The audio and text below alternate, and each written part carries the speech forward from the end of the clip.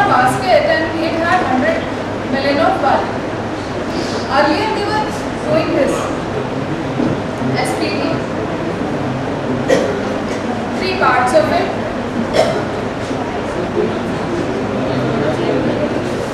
What they did 3 parts of these 2. Suppose 80 million were good loans, 80 million was good loans, 15 million was triple B rated securities, and there were 5 more junk. You can call it junk. Right? 5 million was junk. They started breaking these 2 into 3 parts and started selling.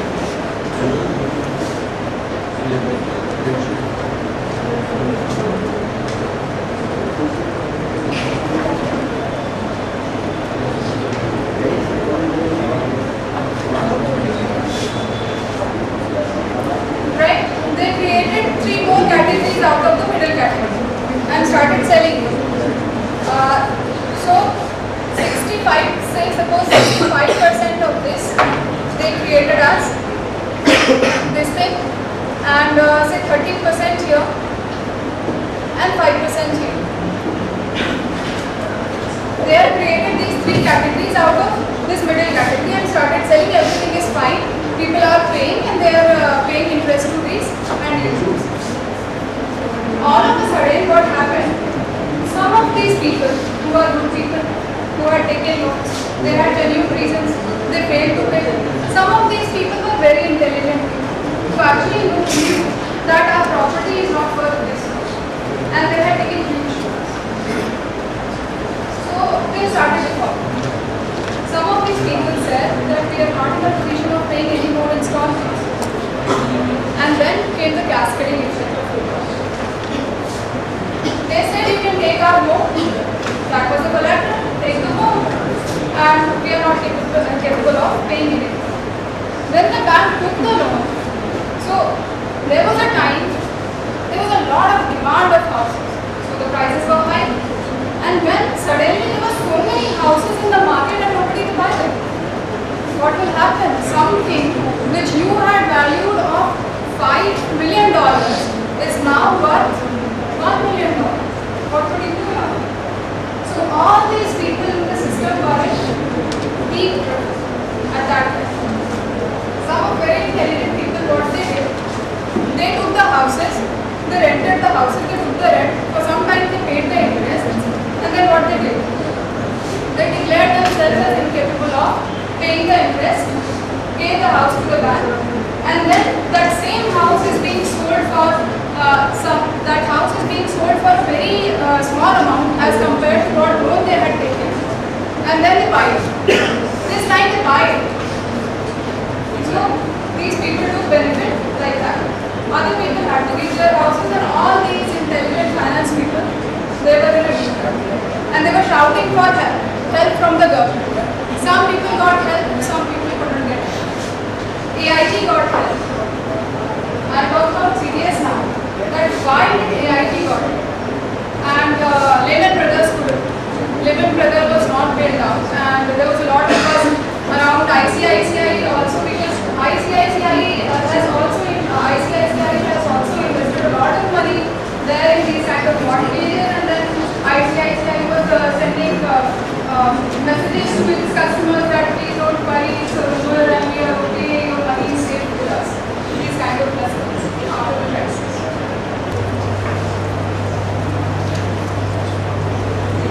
What is the major business of AIG? Anybody of you? Do you know what is the major business of AIG? It's an insurer. It's a life insurer. And banks have a lot of regulation onto their portfolio, but India has a different system. India is a very, very regulated market. Developed countries don't have that much of a cap onto companies' portfolio, but in India things are overly regulated. There are 2 extreme conditions. One part of the world where there are very little regulations, and in India everything is over regulated. So you can't do a thing.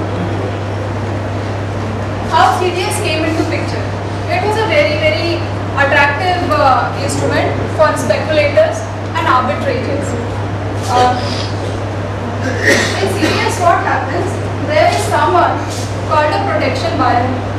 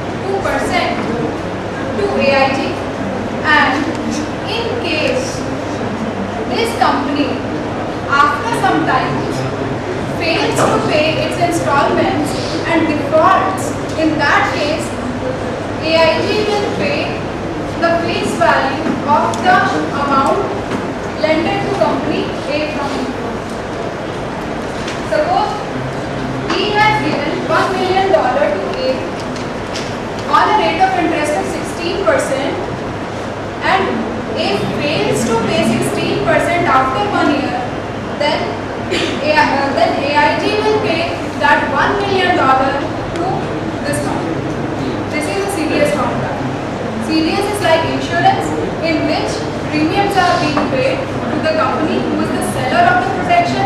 So AIG is the seller of the protection here, who is getting a premium from protection buyer at 2% or 100 basis points. And in case a credit event happens, a credit event is an event like the company has recorded not capable of paying the loans.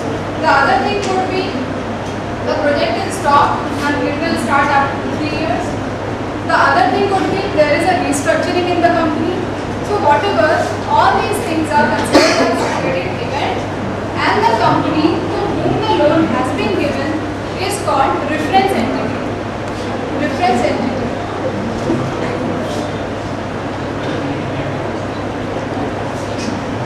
Okay?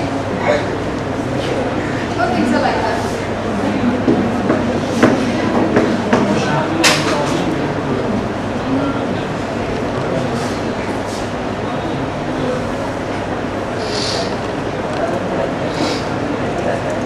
Credit event happens, then the protection seller will pay the complete amount here. So what benefit do you see in this contract? Can you see any benefit here?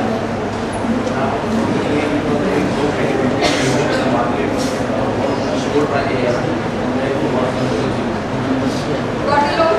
The first benefit is, it is a fantastic instrument if the market is doing well. It is a fantastic instrument if the market is doing well, because see, AIG assumes that A will not default. I will be getting 2% for nothing. I did nothing and I am getting 2%. And this company feels that I am getting 16% if I am netting 16% minus 2% the premium that I pay. So I am getting ultimately 14%, and that is a very decent return onto our investment.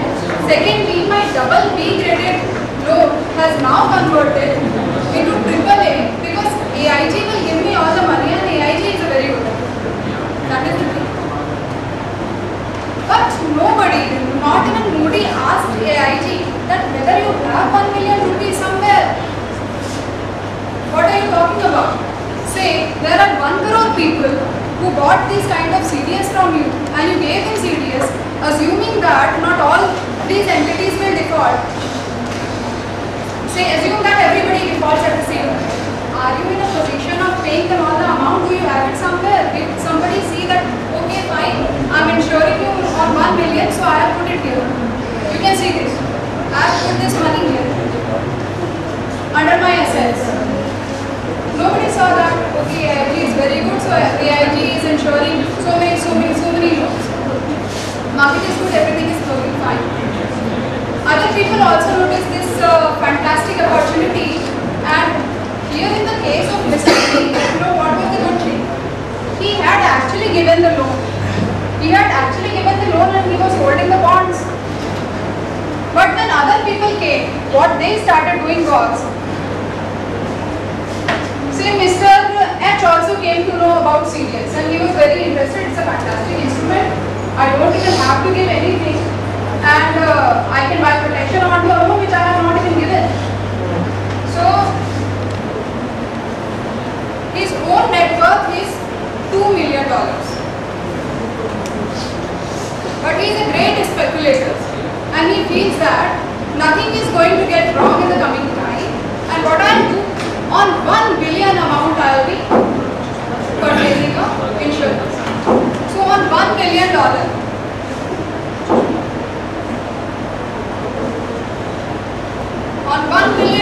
has got a CDS and is paying 3% to this. In case of default of this company, and suppose he says that he is buying CDS onto company A, he will keep paying that in case of default, and the intelligence of this person is that he is praying to God that company A must default. He is praying to God that company A should default so that I will be getting so much of money. But you know what happened? Company A actually defaulted. His prayers were listened by God, but one thing he forgot to pray, that God please give AIG